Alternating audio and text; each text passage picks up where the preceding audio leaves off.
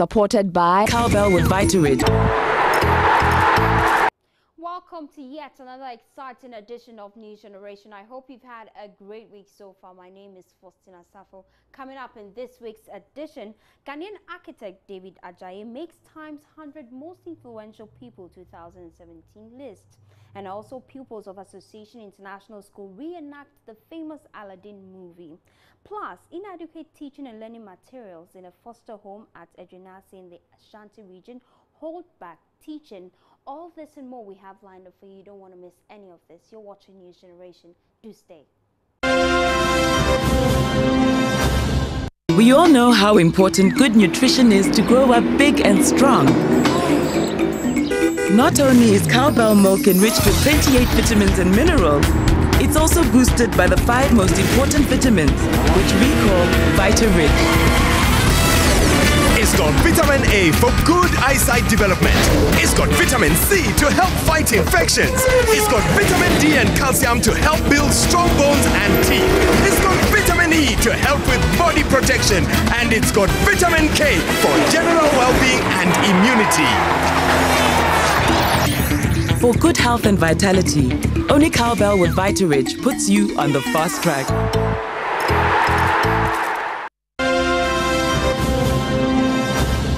Welcome back from the break. Now this week I'm full of surprises, and guess who joins me in the studio? Akesi. Hello, Faustina. I'm great. Yourself? I'm good. Thank you. Welcome. Thank you. So tell them how they can find us on social media platforms. You can get interactive with us on our social media handles. Find us on Facebook, it's News Generation, and tweet us at NewsGenGH. Now, Faustina will take us through the first story. The head of Association International School, Audrey Dromu, is calling on government to reintroduce creative arts in the basic level curriculum. This, she believes, will help improve and inspire creativity needed to raise a new generation of problem solvers. She made this call at the school premises as they prepare for the reenactment for the famous animated movie Aladdin. Watch this. Now about my 3 wishes. Dost mine ears deceive me? 3? You are down by 1, boy! No, I never actually wished to get out of the cave. You did that on your own. That's a tip of what students of Association International School has in store for patrons on the 6th of May as the school revives theatre arts through the reenactment of Aladdin, an animated movie. The movie, released in the year 1992 by Walt Disney, tells a story of a street rat, Aladdin, who frees a genie and gets his 3 wishes granted. But he soon finds out that evil awaits to steal his happily ever after. We spoke to some of the characters in the play. My name is Alexander Gamlekwame and my character is Iago. Iago, you're the parrot? Yes. So you're supposed to be doing a lot of talking? Well, not much of the talking, but I'm really loud sometimes. Okay, so tell me your favorite line. Seize him, squawk! Excellent, Judge. Yeah, sure. Not. I grant 3 wishes to Aladdin, and Aladdin decides to use his 3rd wish to set me free, so I don't have to grant wishes anymore at the end of the play, so I'm very happy about that. How about that, Mr. Doubting Mustafa? I'm Baran, and I'm playing the character of Jafar. And what is Jafar doing in Aladdin? Jafar is the main antagonist. He's just basically making everyone's life difficult. He wants to be in power, but nobody wants him to be in power, so, kind of conflicts. So, and then he wants his way, so he'll do anything he can to. Delighted too? Ecstatic. I'm afraid, Prince Abubu. Well, I auditioned for Jafar first, but I got Aladdin, so I had to, get into the Aladdin, start acting like Aladdin, eating like Aladdin, talking like Aladdin, yeah, to get more into the character. Fair deal? So, 3 wishes. I want them to be good. What would you wish for? I play the Sultan of Agrabah, so I'm Princess Jasmine's father, and I'm the ruler of Agrabah. And Jasmine really doesn't want to get married, but according to the law, I must force her to get married. I don't suppose I might... Actress and presenter Jocelyn Dumas, who was on ground to support her daughter, encouraged parents to identify and nurture their children's talents. I think our society is is beginning to understand that, you know, not everybody's going to be a doctor or a lawyer or a teacher or an engineer. Some people would want to do the creative arts. But when you look down on that, because then you're looking down on me. But at the end of the day, I entertain you in your homes. You know, what I do, I love it. You know, I'm passionate about it. So it is something that kids can also have in them. They can have it naturally, and you can nurture it so that it can be all-rounded. I think that we need to even encourage our kids to do that more. Head teacher Mrs. D, advocating for the addition of vocational and theatre arts in the basic school curriculum, believes it's time to move away from book knowledge to creative knowledge. Education in the arts, be it drama, be it music, be it the visual art, is a much needed component of our curriculum. We cannot just keep on teaching math and science, English, history without, you know, incorporating these vital subjects, because they nurture creativity. They nurture thinking out of the box.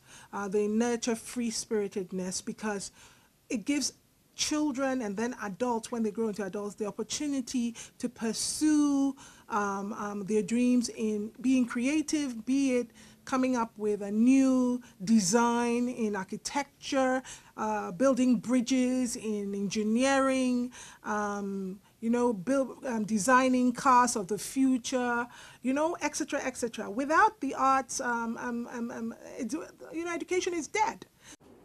Founded in 1982, International Dance Day seeks to promote the art of dance all around the world. Dance is both an art form and a method of communication in cultures around the world, and is practiced by millions of people. On this day of International Dance, we put the lights on the most widespread and most frequently performed social musical type of Akan-speaking people of Ghana, Adowa.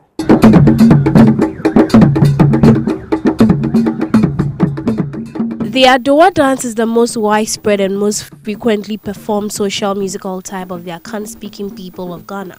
It forms an integral part of all vital facets of the life cycle. We dance during childbirth, naming ceremonies, puberty rites, marriage, religious ceremonies, festivals, and many more. Dance teaches customs and history. Dr. Kwame Nkrumah brought Africans together through dance. The Adowa dance originated through the movements made by the antelope, hence the name given to it. The story behind the dance states that there was once a queen mother in Ashanti called Abrewa Tutua. She suddenly fell ill in the course of her reign. The Obosum, known as gods, was consulted, and a request for a live antelope was to be used for the sacrificial rites. It was alleged that the Asafo companies were promptly detailed to the forest to look for the animal. On coming back, the people saw to their amazement the antelope jumping and making very strange movements. The people, in an attempt to imitate the movements of the animal as a sign of celebrating the Queen Mother's health, started the Adowa dance. The dance was hence started by the Asafo companies. Since the animal was sacrificed for the Queen Mother, the musical type soon was taken over by the elderly women, making the dance becoming women's performance in several Akan communities. The few men that are seen basically handles the musical instruments.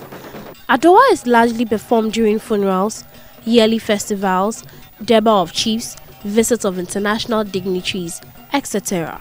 It is usually led by a female known as Adowa Hima. Musical instruments such as Deru, Ekuya, Ejijiwa, Apentima, and Asafochini were the first instruments used by the Asafo companies. Atumpan and Dondo were later added, and the smaller drums replaced by Petia and Apentima. The Water, Sanitation and Hygiene for Public Health Project seeks to improve health outcomes of boys, girls, women and men in the Upper East region. The program is being implemented by WaterAid Ghana's Center for Indigenous Knowledge and Organizational Development and Right to Play. Having identified children as crucial to communicating change behavior, the Water, Sanitation and Hygiene for Public Health Project has taken when it calls to health play to some selected schools in Bolgatanga. Let's take a look at this. The Water, Sanitation and Hygiene for Public Health Project, dubbed WASH 4PH, seeks to improve health outcomes of boys, girls, women and men in Ghana's Upper East region with a specific focus on the Bongo and Kassina Nankana West districts. This will be achieved by incorporating improved water sanitation and hygiene into district-wide health service delivery planning and implementation. The program is being implemented by Water Aid Ghana's Center for Indigenous Knowledge and Organizational Development and Rights to Play. Having identified children as crucial to communicating change behavior, the Water Sanitation and Hygiene for Public Health project has taken what it calls healthy play to some selected schools in Bolgatanga. George Ahiable is Programs Manager at Right to Play. So, play provides an experiential learning experience. When children go through play, they learn how to do things by practicing, by experiencing, and by having a discussion. And we know that the world of play is children. Healthy Play uses games to teach children some hygiene practices and the importance of hygienic behaviors. The program is initiated to work with communities, schools and health centers on how to ensure public health, the general well-being of communities, the general well-being of school children as they are in school. So we are here on a healthy play program where we are playing with children, but then it's a purposeful play, a play that will let the children learn at the end of it. So the game I played with the kids is Say It Without Words. And this is a game in which you pick an act for your other members of the group to mention. Then the person that is acting hops back to the group and touch the next person that is supposed to go and act. So that is what the game is about. Okay. At the Awugina Primary School in Bolgatanga, where some of the healthy play games were held, the children were excited by what they learned from the games. That we must keep our environment clean and tidy because our environment will prevent us from diseases and such animals like snake bites. We keep our environment clean because it makes us healthy and keeps us without animals. I learned that I must keep my surroundings clean to prevent me from snake bites, cholera, and certain diseases. Today we learned about keeping the environment clean, and some of the things that will help us to keep our environment clean are sweeping the compound, washing the bathroom, and sweeping the school compound. And if we sweep the compound, we don't have to dump the rubbish anyhow. We have to look for a dustbin to put them inside, to dump them inside or burn them. If not, if we dump them anyhow, the air might dispose them into different places. And this helps us a lot because it prevents us from diseases, from certain animals like snake biting us, and it prevents us from diseases like cholera and malaria. The Water Sanitation and Hygiene for Public Health project will span for the period of 5 years. It's one of the organizations that is promoting endogenous development, and that is basically development from within.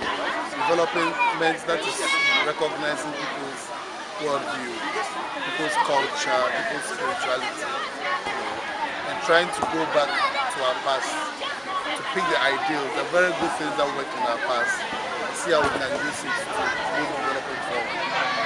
And it's under this understanding, that we are having this collaboration with Water Aid Ghana to use this endogenous development approaches to see how we can look at water sanitation and hygiene in another way. So this program actually is a 4-5-year program that is trying to use these principles, to promote water sanitation and hygiene in these communities. The communities are in the Bongo and Kassina districts.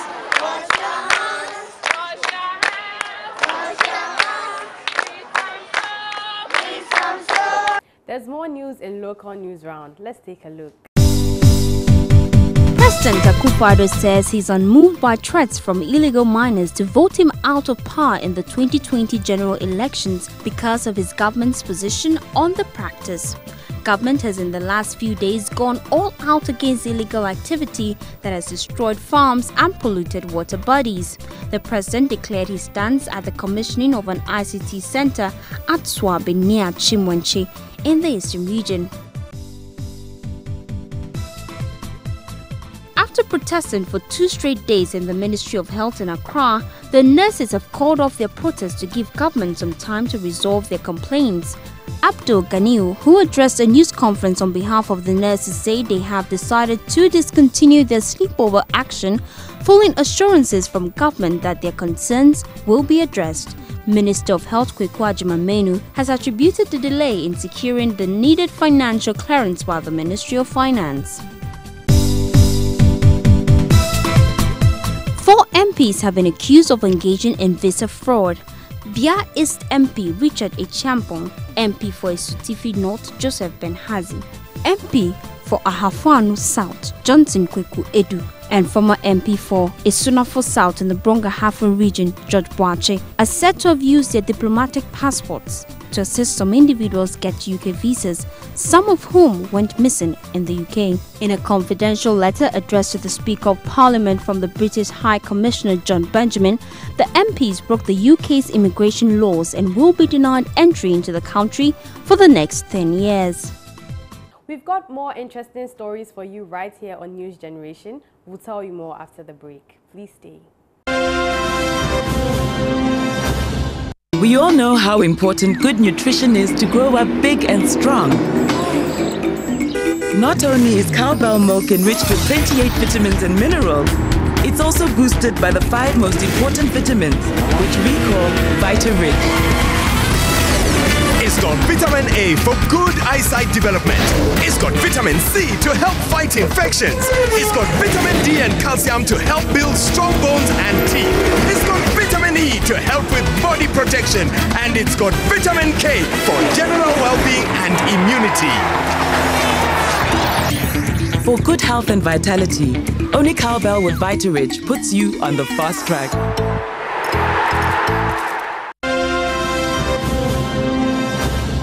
Welcome back from the break. Casey, tell them how they can find us on social media platforms, Facebook and Twitter. Send us your comments, questions and suggestions on Facebook at News Generation GH and Twitter at NewsGenGH. Well, some children at Edwinasi in Kumasi are spearheading a campaign to discourage persons living with disability from begging on the streets. Their efforts are, however, being thwarted by inadequate teaching and learning materials, as well as high cost of electricity bills at the center. Authorities say they live on the benevolence of individuals and groups. Donor, due to this persistent delay in the release of insufficient government supply, or they are counting on your help. Watch this.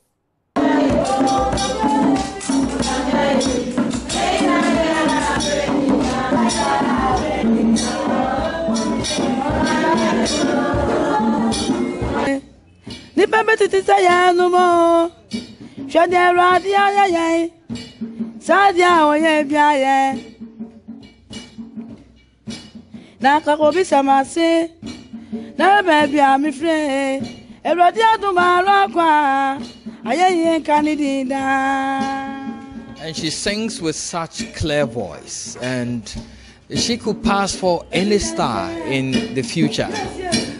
But then she finds herself in this home. This is the Edwinasi Rehabilitation Center. It's the home for children with special needs. Many of the children you find here are children with lots of history of abandonment.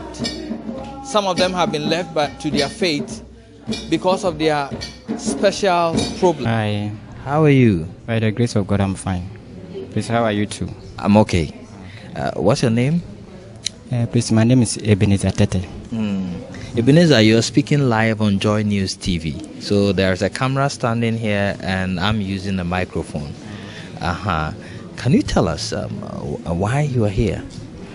I'm here because I know my future, especially my future. And I want to do something for myself, or I can take care of myself. According to the Bible, said the hand cannot work, that hand cannot eat.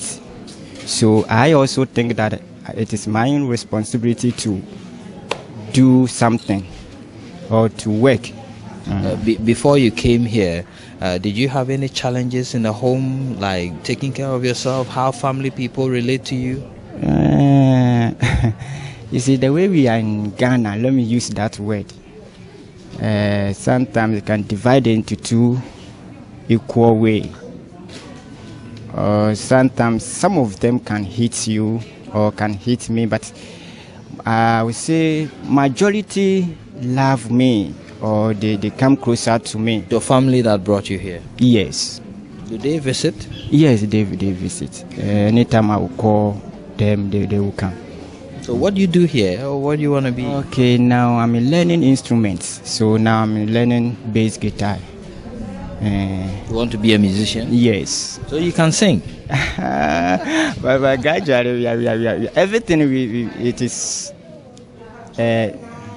everybody to learn. So, but about the music, I'm not perfect. But it is not that maybe you pray, you sing before you can play the instrument.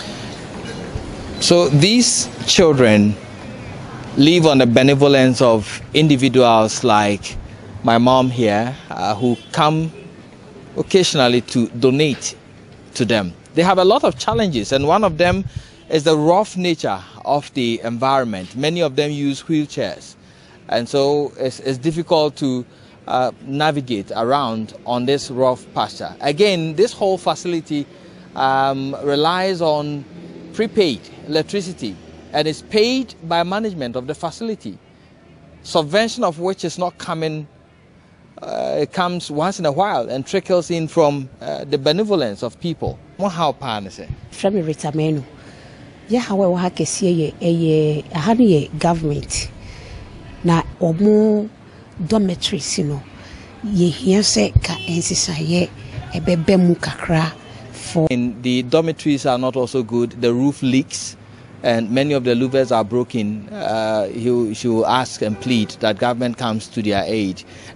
I star kakra enti ye hia se mpenyufo bebo government on enem kofo I dey na odwen say my society in Kwala bi say I was think yetimi yema at times make them feel part of this world, to get closer to them, find out their needs and dreams and help them pursue them. That is what she thinks will help these children to be also self-sufficient and be able to contribute to the development of our country.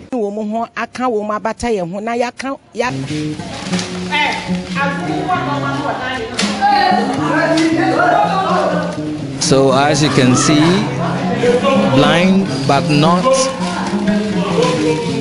dumb. Many of these people are mentally challenged with low IQs but very smart.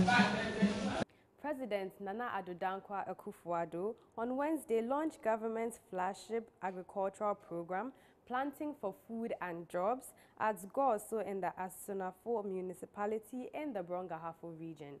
Modeled on the highly successful Operation Feed Yourself program of the 1970s, the initiative is taken to be driven by 200,000 farmers selected nationwide and individuals willing to cultivate vegetables and other crops in their backyards. On WhatsApp today, we ask you, what is your reaction? You've been sharing your views with us on WhatsApp. Enjoy.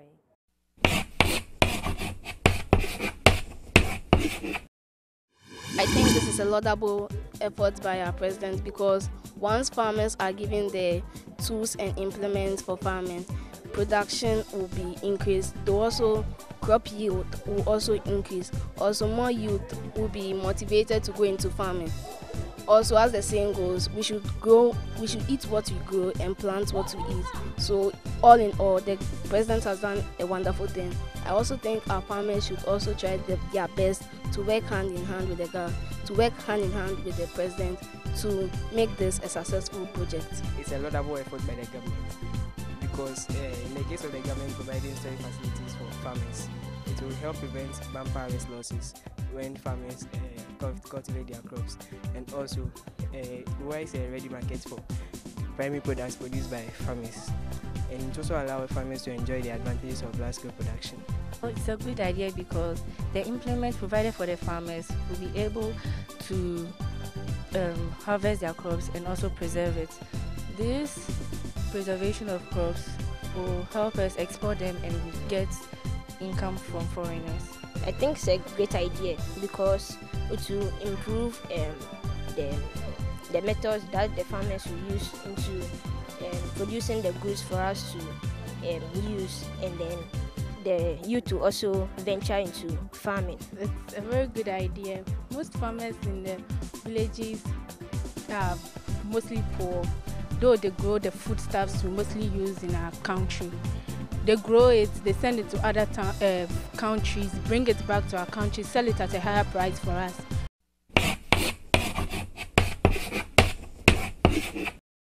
Well, let's check out what else has been making headlines around the world in International News Round.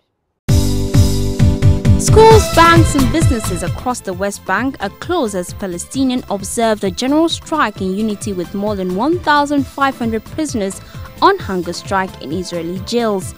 Public transportation came to a halt and public and private institutions, including universities, were shut down for the day. Hundreds of Palestinian prisoners declared an indefinite hunger strike last week to protest against medical negligence and limited family visits in the prisons.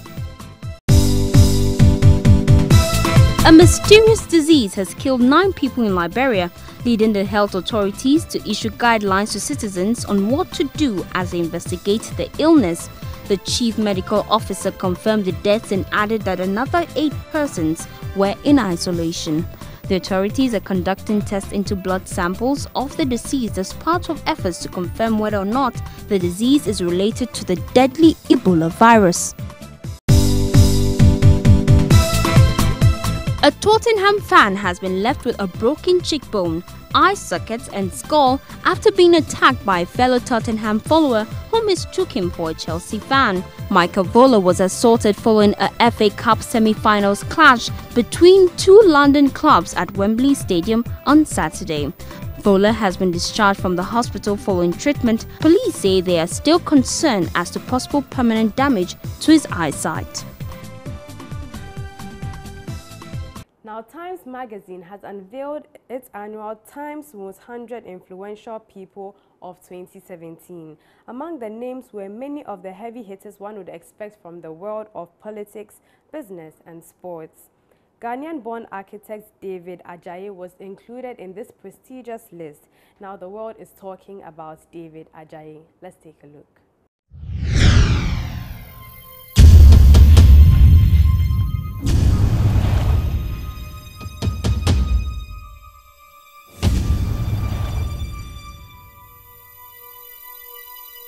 Adjaye's recognition by Time for his unmatched vision arrives on the heels of the January ceremony where he received the Knight's Bachelor from the Queen of England.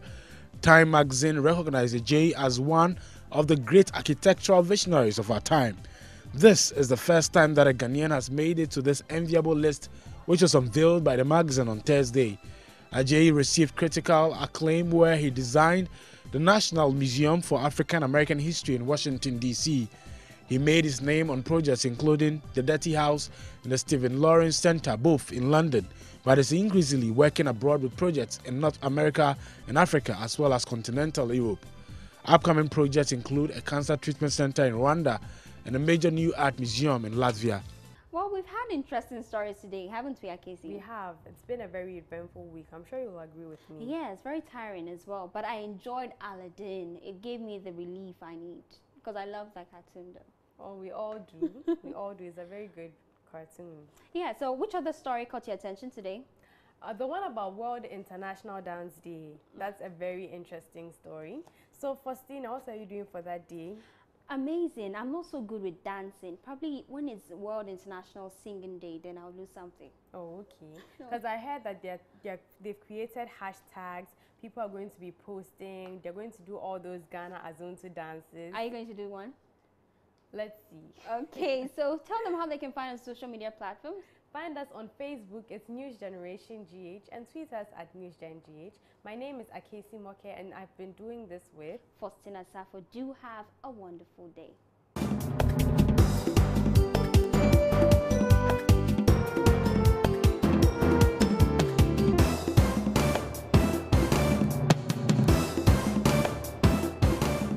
Supported by Cowbell with Vitarid.